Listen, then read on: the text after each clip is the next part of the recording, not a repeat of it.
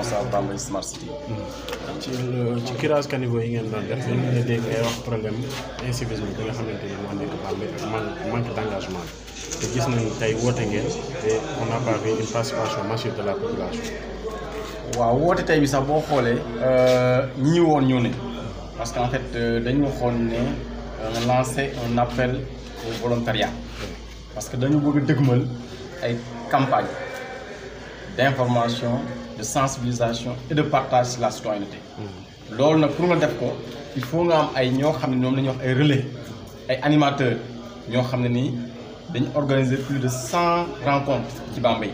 Bambey bu ñu ko pàccee dañ koy pàcc juróom-ñeent fukki pàcc ak juróom-benn ba pare boole ci ASC yi boole ci daayira yi loolu day nekk lu ëpp téeméeri rencontre yoo xam ne lañ ko def animateurs yooyu war a dem sur le terrain ñoom lañ doon tàggat tey pour yokk leen xam-xam pour ñu gën a xam lan mooy citoyenneté lan mooy civisme pour ñu mën a dem ci population bi waxtaan ak ñoom pour que ñoom tamit ñu gën a yeewu ci loolu ñu gën a yeewu ci rôle citoyen ci dëkk bi ñu gën a yeewu ci citoyen nan la mën a contribuer ci dëkk ba dëkk bi mën a ñoŋ donc loolu moo tax n'est-ce pas ñu convaincre n'est-ce pas moo tax ngeen gis fi nombre bi donc là vraiment rencontre là pour vraiment tàggat ay animateurs yi nga xam ne ñooy wàcc sur le terrain. À l'issue de cette session de formation, qu'attendez-vous de?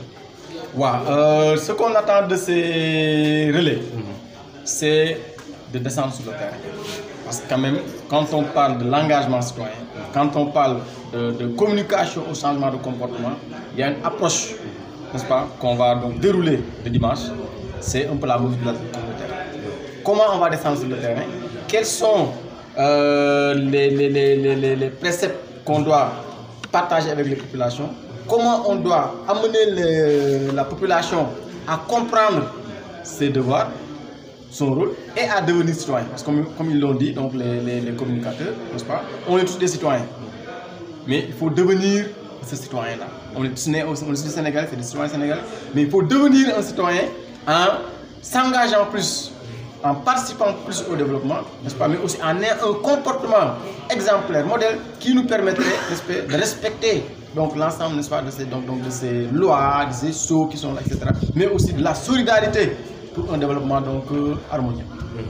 léegi gis nañ leen aussi ci curage caniveau yi ngeen doon sonn def ay curage ci Bambey actuellement inondation bi gis nañ ne ndoxu démb bi presque day mel ni boog li ngeen def day ñëw du ma ne am na njëriñ ci Bambey waay mais actuellement gis nañ ne précarité yi nga xamante ne population bi ñu koy dund. waaw loolu aussi bi ñu def ak curage bi li ñu bëggoon mesurer mooy l'engagement des citoyens.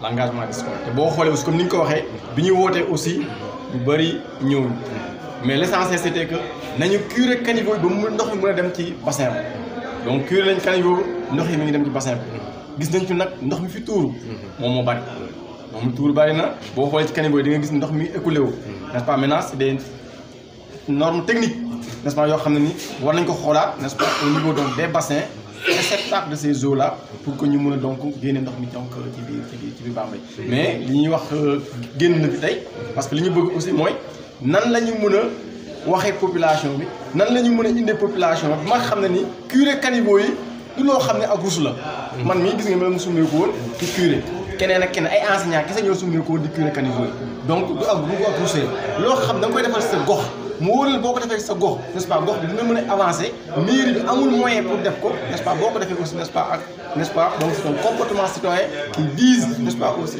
qui amène les citoyens nag ñu gën a mën a faggu gën a mën a contribuer seen développement dëkk. Est-ce que prévoir ngeen jël ay mesures pour dimbali population bi actuellement.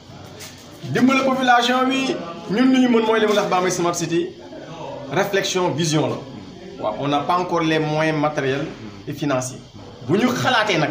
bu ñu paree nii ingénieur hydraulicien yi mun nañu jël suñu oto wër xool comme ni ma ko waxee préfet sànq pompage fan la ñuy pomper ak nan la ñuy pomper boo pomper fan nga koy yóbbu n'est-ce pas bi ma am na benn document benn reportage bu ma defoon dugg ko ci groupe bi maa naan leen le bassin de DV capacité bi faible na le bassin de Guy Kam bassin boobu maa xool naa leen ne profondeur bi 1,50 m la profondeur utile 1,50 m la alors que profondeur totale bi dem na ba 4,50 m ça veut dire que colonne d'eau bi ne ci kaw profondeur 1,50 m boobu bu demee ba dépasser la limite dinaan bëm parce que day wàcc en force te delluwaat ci biir caniveau Bambey yi wàccaat donc c'est-à-dire il faut ñu yàqali caniveau fële bassin réceptacle yi nga xam ne moom moo jot ndox mi comme ça ndox mi yëpp mën a dem sinon bu ñuy pomper aussi nañ ko pomper foo xam day gën dëkk bi waaw loolu daal la ñu mën a wax en tant que donc ingénieur n'est-ce pas de génie civil donc qui connaît un peu le système vraiment loolu la ñu mën a recommander pour l'instant mais bu ñu waree xool aussi bu ñu amee yeneen recommandation incha allah rabi donc Bambey SYNAMAS dañ def ay recommandations. Ok, merci. Merci beaucoup. Poser question. Donc par rapport au curage des caniveaux, on a constaté que vous l'avez fait, mais jusqu'à présent l'eau est là. Ouais, par rapport au curage des caniveaux, en fait nous, il fallait que l'eau parte. Donc les premiers pluies, on a vu que, n'est-ce pas, l'eau coulait donc correctement. Maintenant, le volume d'eau tombé à Bambey quand même est assez important, n'est-ce pas? Ce qui fait que aussi, n'est-ce pas, les bassins réceptacles, il faut les prendre vos caméras, aller visiter les bassins réceptacles. Est-ce que les bassins réceptacles sont remplis? Si les bassins réceptacles sont remplis, en général, l'eau peut retourner. C'est l'exemple qu'on avait donné donc, dans le bassin donc, de Guika.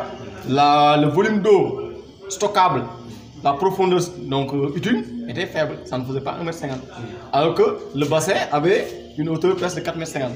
Si l'eau est arrivée à un certain niveau d'équilibre, ça retourne dans les caniveaux, n'est-ce pas? Maintenant là, c'est aller visiter pour voir, n'est-ce pas? En tout cas, nous ce qu'on a vu, premier constat, c'est que les caniveaux sont pleins, donc sont remplis, et que quand même l'eau est en train de retourner.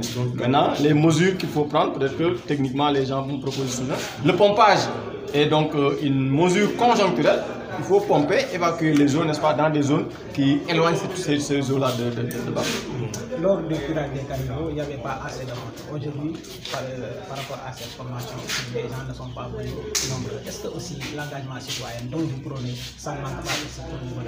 Bon, en fait, le curage des caniveaux, on mesurait l'engagement des citoyens. Et on a vu que quand même, parce que bon, si on a dans notre note conceptuelle, on a dit que l'engagement citoyen fait défaut partout en Afrique. Ça, c'est un constat dans la note conceptuelle. C'est pourquoi Bambey Smart City a dit pour aller vers une ville intelligente, il faut nécessairement passer par l'éducation à la citoyenneté. Donc, cette rencontre aujourd'hui, c'est comment former, comment capaciter des relais, donc au nombre de 25 à 50, c'est ce que vous avez vu aujourd'hui. Donc, le nombre est suffisant parce qu'on voulait 25 relais. Si on divise Bambey en 100 sous-zones, 25 relais, chacun aura 4 sous-zones, donc 4 rencontres à animer. Actuellement, on a 38 relais, ça veut dire qu'on a quand même les volontaires suffisants pour aller mener une campagne d'information, de sensibilisation et de partage de la citoyenneté. Et c'est cette campagne-là maintenant qui va viser la promotion, n'est-ce pas, de l'engagement citoyen auprès des populations. Parce que les populations seront informées, sensibilisées, n'est-ce pas, sur la citoyenneté. Comment le citoyen doit se comporter? Quel est son rôle dans le développement avec la mairie? Comment il doit donc interagir avec l'administration territoriale, avec l'administration municipale, mais aussi entre eux, la solidarité donc entre les populations, pour quand même promouvoir un engagement citoyen, mais aussi un développement urbain harmonieux. Donc c'est un peu l'objet de la rencontre, c'est de former, capaciter les relais qui vont descendre sur le terrain et animer ces rencontres d'information et de partage. Merci. Merci.